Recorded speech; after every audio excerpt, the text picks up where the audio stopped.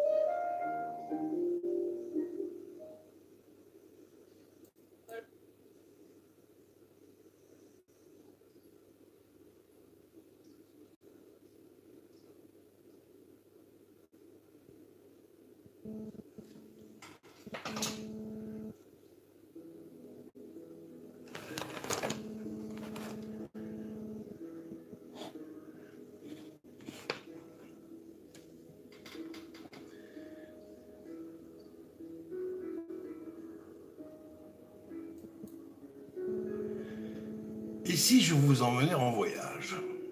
Tome 1, un lundi pas comme les autres. Chapitre 6, l'exposé de l'amiral et de Marie.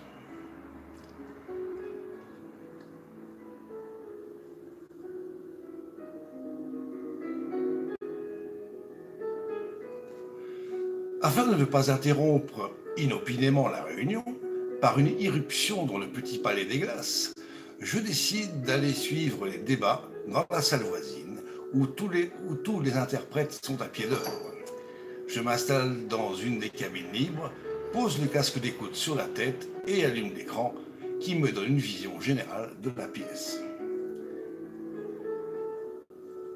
Tous nos invités ont l'air très concentrés et, avec un léger sourire aux lèvres, acquiescent d'un léger mouvement de la tête chaque propos de Flo-Flo.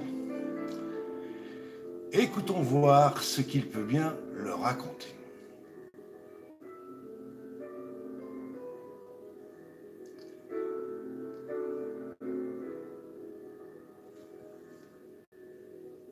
Flo-Flo. Le projet suivant a été mis sur les rails il y a environ 3 mois. Nous sommes allés rencontrer les citoyens élus locaux des communes qui forment l'agglomération de notre belle ville. Le dit projet portait sur la réaffectation des anciens sites industriels qui, étant restés à l'abandon depuis la dernière évolution énergétique, seront tout d'abord dépollués puis réhabilités en zone verte. Ces nouveaux espaces verts accueilleront des parcs sécurisés pour les enfants, avec balançoires, manèges tournants, toboggans et autres châteaux de découverte, des fontaines d'eau potable et un poste de secours en cas de bobo. Pour les plus grands, il y aura des terrains de basket, de volleyball, de handball, de badminton, des tables de ping-pong en dur et même des pistes de pétanque. Des pièces d'eau avec fontaines qui seront dotées d'éclairage où l'on pourra pratiquer la navigation de bateaux en modèle réduit en tout genre et auto-télécommandé.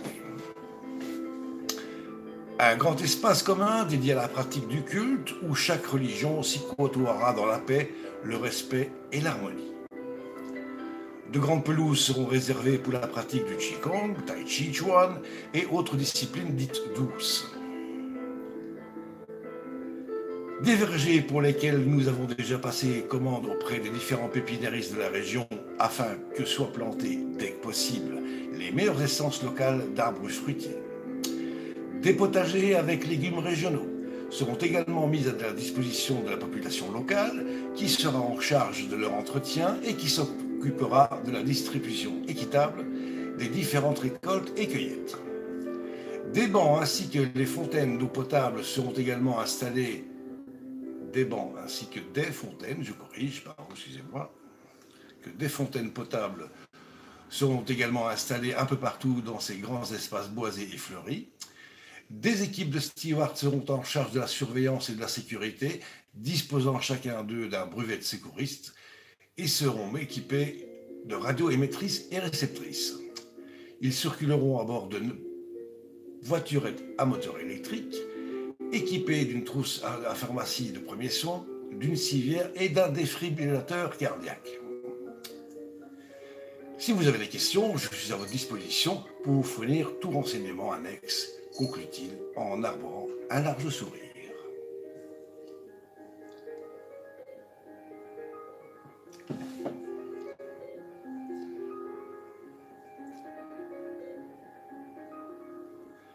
Monsieur Sangara Nsuttuba se penche vers son micro, mais apercevant que Madame Bangji Zhongli en fait de même, se tourne vers elle et dit d'un air très respectueux « Après vous, chère madame, je vous en prie. Je suis certain que nos points de vue sur cette question seront plus que concordants, et c'est pourquoi j'ai le grand plaisir de vous laisser la parole. »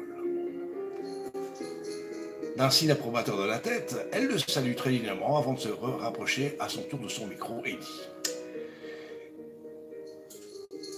« Et je vous remercie, cher monsieur, de ce touchant geste de courtoisie et de respect. » Et d'ajouter « Très honorable hôte, très cher collègue, ce dernier projet provoque au plus profond de mon être un sentiment d'une extrême joie et je remercie l'amiral de la Clémencière de nous avoir fait cet exposé minutieux et complet afin que toutes et tous, présents autour de cette table, puissions bien nous rendre compte de la portée de cet ambitieux projet. »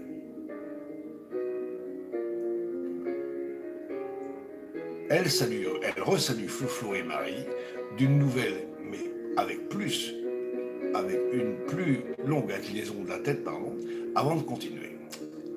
Nous sommes prêts à vous fournir toute notre aide financière et technique, afin de porter ce beau projet jusqu'à son terme. Nos ingénieurs, qui possèdent déjà une longue expertise dans ce genre de travaux, seront mis à votre disposition dès que votre cahier des charges sera établi. Et dès demain matin, je donnerai des instructions très précises à notre organisme financier afin qu'il débloque les fonds nécessaires pour que vous puissiez déjà commencer à acheter tous les matériels nécessaires.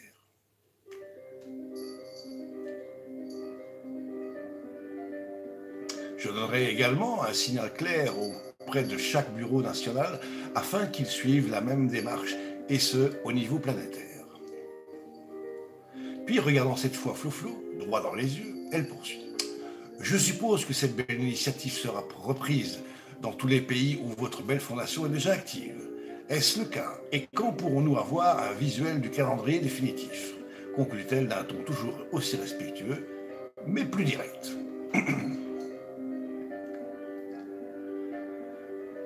Flo, avec un air toujours aussi décontracté, mais tout aussi direct, lui répond. Chère madame, sachez que notre très cher globe-trotteur maison, qui n'est autre que le respectable président de cette belle fondation, parcourt la planète en long en large afin de recueillir et de transmettre chaque bonne initiative et projet émis par chacune de nos antennes nationales. Et à chacun de ces retours, il nous fait un résumé plus qu'exhaustif de toutes les bonnes idées avancées et des premiers contacts déjà pris en local afin de les mettre sur pied.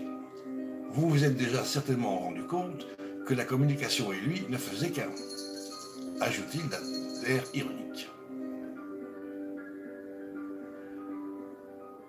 Et Madame Bangji Zhongli, affichant un regard amusé, et d'ajouter, en se tournant vers Monsieur Sangara Nsuttuba, « Je suppose, très cher collègue, que c'est exactement ce à quoi vous vouliez faire allusion, n'est-ce pas ?» Le temps que les interprètes finissent de traduire ces propos, le visage de chacun s'illumine et toutes et tous éclatent dans un grand rire sans retenue aucune. Les visages se détendent doucement après la concentration qui avait été requise pendant la longue et très détaillée intervention de l'amiral. Monsieur Sangara Nsuttuba, les yeux encore tout pétillants, lève la main très timidement pour demander la parole. Et le calme reprend ses droits.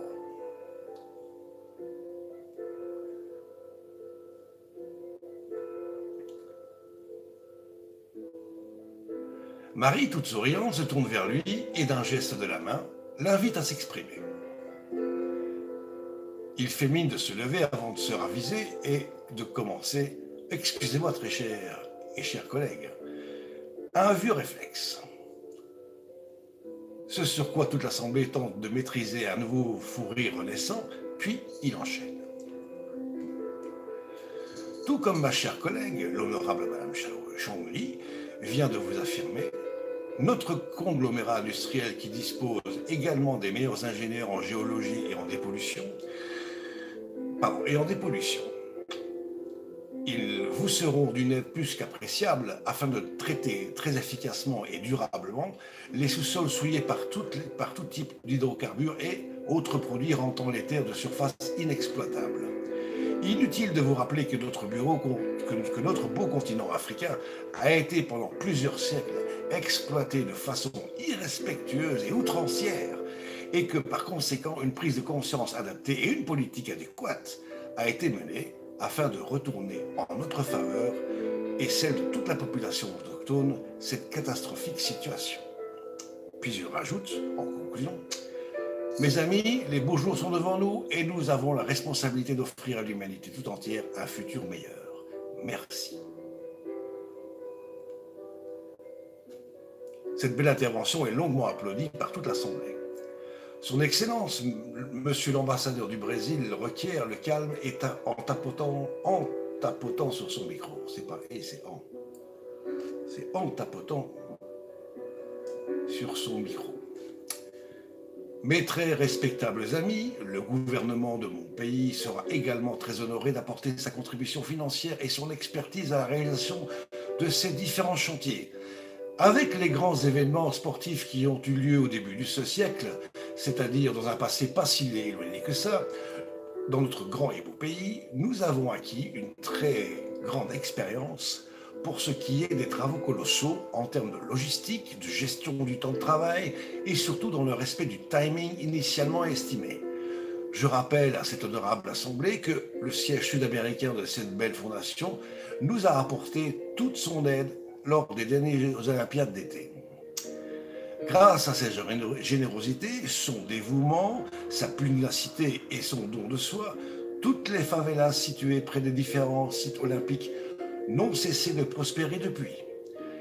L'affreux terme de bidonville a été relégué aux oubliettes et bien entendu, nous tenons à ce qu'il y reste pour l'éternité. Je n'ai rien d'autre à ajouter pour le moment et je vous remercie pour votre attention, dit-il en adressant à Marie un joli clin d'œil.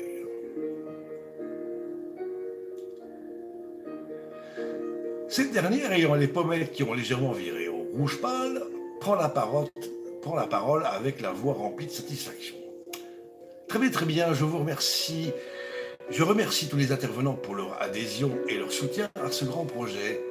Mais avant de vous libérer, car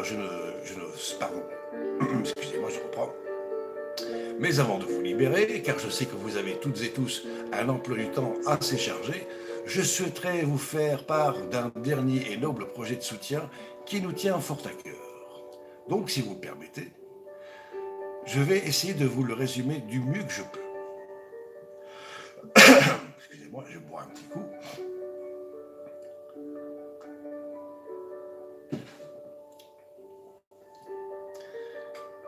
Marquant une pause pour recevoir le consentement de chacun et de chacune et de reprendre, je vous remercie infiniment. Voilà de quoi il s'agit. Il y a quelques jours de cela, nous avons reçu un courrier très touchant de la part d'une personne très courageuse qui, très dignement, œuvre depuis des décennies pour le bien-être d'enfants orphelins ou qui ont été abandonnés. Cette très belle personne est abbé de son état, et s'occupe principalement de réinsérer tous ces jeunes gens dans le nouveau monde actuel. Je crois qu'il est inutile de vous rappeler les tristes événements qui ont eu lieu ces dernières années dans tout le pourtour du bassin méditerranéen. Dans son poignant témoignage, il nous décrit en détail toutes les difficultés qu'il rencontre au quotidien et nous prie de bien vouloir lui venir en aide rapidement. Je vous fais un bref récapitulatif de ces urgents besoins. 1. Des vêtements en bon état car ces jeunes sont en pleine croissance et manquent cruellement d'habits de rechange. 2. Une quarantaine de lits avec matelas car chaque jour il y a malheureusement encore de nouveaux arrivants. 3. Des draps et des couvertures pour une centaine de lits car la plupart sont très usés ou complètement troués. 4. Des gobelets, des assiettes ainsi que des couverts. 5. Des tables et des bancs pour la cantine ainsi que des ustensiles de cuisine. 6. Des cahiers ainsi que des crayons de couleur. 7. Mais surtout des livres d'école pour des élèves de 4 à 16 ans et dans différentes langues si possible. Dès que nous avons pris connaissance de ce courrier, nous avons immédiatement contacté notre antenne locale dans le sud, qui dans l'heure s'est rendue sur place pour une première évaluation. Les sœurs du couvent Sainte-Agnès qui se sont muées en infirmières, des éducateurs et des pédopsychologues sont toujours sous les lieux. Nous leur avons également apporté de la nourriture en quantité, donné que nous avons collecté partout dans la région. D'ailleurs, trois de nos meilleurs cuisiniers locaux, Alex, Franco et Kitty, et ainsi que 4 commis de cuisine, se sont joints à l'équipe existante, ce qui lui permet de pouvoir souffler un peu. Des peintres, des plafonneurs, des électriciens et autres corps de métier sont à pied d'œuvre pour réhabiliter 2 maisons contiguës au centre dirigé courageusement par l'abbé Olivier Horowitz. Maisons que nous achèterons d'abord à leurs propriétaires dans un premier temps, puis nous les céderons à ce brave homme. C'est notre ingénieur en chef, le renommé monsieur Frédéric Paulus de Laken, qui supervise l'ensemble de ces opérations techniques et de logistique. Sachez que notre arche a déjà pris la route et qu'elle arrivera sur place dans la soirée. Voilà, j'espère de ne pas avoir été trop longue, et vous remercie pour votre attention. Monsieur Kuznetsov prend tout de suite la parole et dit d'une voix décidée et dans un français impeccable: je préviens tout de suite mon oncle qui est responsable des équipements auprès des anciennes forces armées russes. Il pourra prendre en charge les 2e, 3e, 4e et 5e points de la liste et expédier le tout avant le 18h aujourd'hui. C'est le premier point. Nous avons encore de stock au Bolchoï, c'est comme ça que prononcent les Russes, donc le Bolchoï, des quantités de costumes de toute taille qui ne sont plus utilisés. Des costumes utilisés sans heure. Ceux-ci feront l'affaire dans un premier temps car, je crois, Spasiba Bolchoï de votre attention. En se tournant vers Marie, il lui glisse dans l'oreille: excusez-moi très cher, j'ai un appel urgent à passer et vous savez déjà à qui je vais appeler, n'est-ce pas? Bien entendu, lui répond-elle en russe, en lui faisant un discret clin d'œil. Puis il s'élève énergiquement, s'excuse auprès de la tablée et sort en couloir. Madame de Bizemont se propose de fournir les livres de cours ainsi que des romans, des contes pour enfants et autres bandes dessinées. Madame Petcu, ou Petcou si vous préférez, s'occupera des cahiers et des crayons de couleur et offrira également tout un matériel numérique de projection cinéma, ainsi qu'une trentaine d'ordinateurs flambant neufs. Sur ces dernières paroles, Flo annonce qu'il met un terme à la réunion et se propose de raccompagner tout ce beau monde vers la sortie, mais en leur proposant de faire une rapide visite de ce fameux premier étage.